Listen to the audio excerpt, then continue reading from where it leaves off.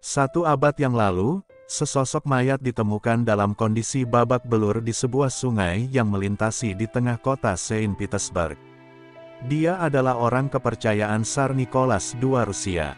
Seorang paranormal kepercayaan Tsar, Grigory Yefimovich Rasputin. Rasputin terlahir dari kalangan rakyat biasa, tepat pada tahun 1869, di desa Pokrovskoye, Rusia.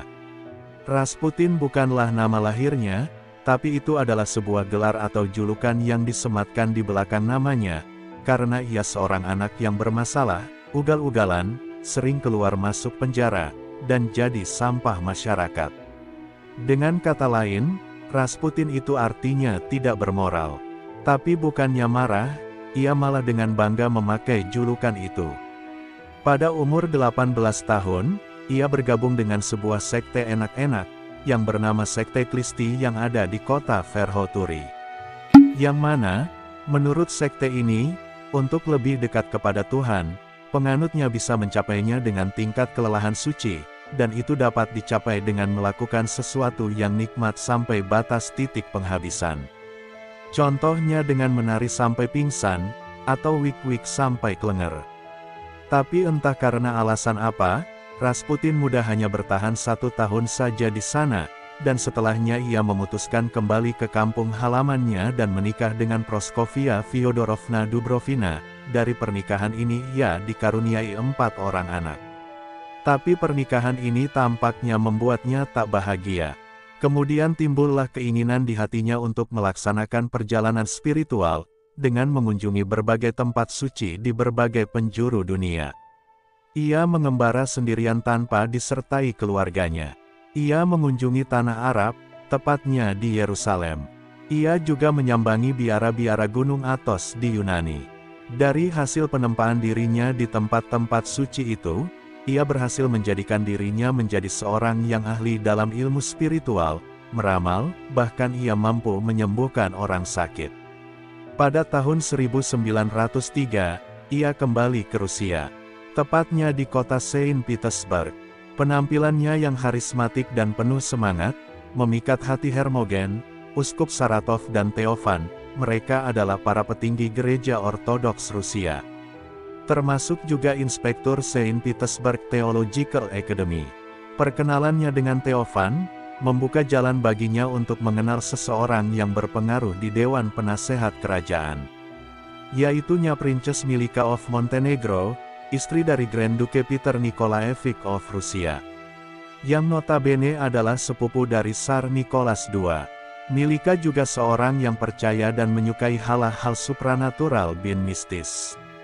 Lebih dari itu, keluarga Tsar juga mempercayai hal-hal spiritual, dan itu bukan tanpa alasan.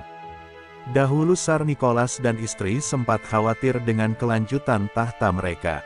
Walaupun mereka punya 4 orang anak, tapi cewek semua. Sampai akhirnya keluarga kerajaan bertemu dengan seorang praktisi supranatural asal Prancis, Philip Nazir Fachot.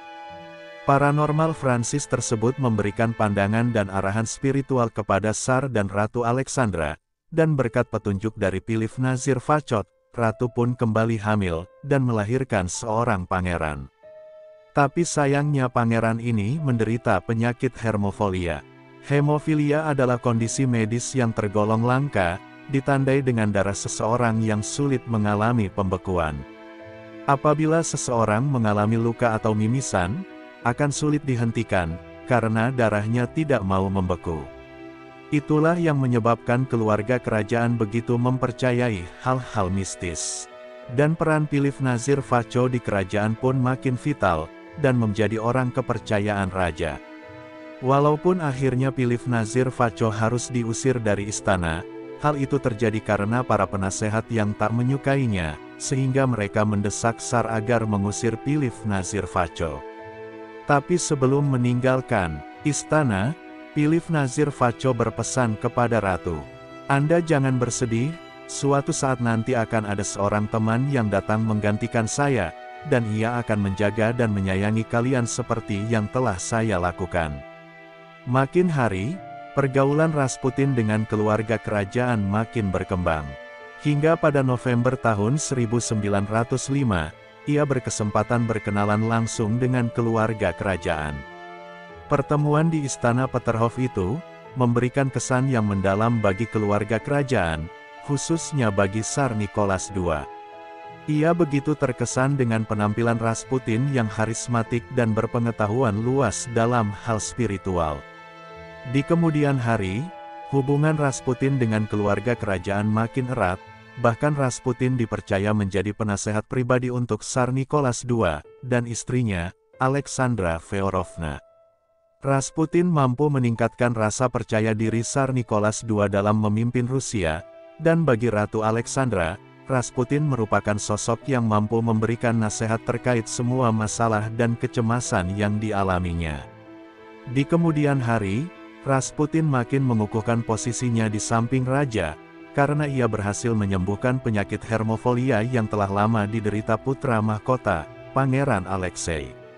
Walaupun sebagian sejarawan meragukan hal itu, Rasputin hanya memberikan aspirin kepada Pangeran Alexei, kira-kira begitu anggapan salah seorang sejarawan yang bernama Pierre Gilliard.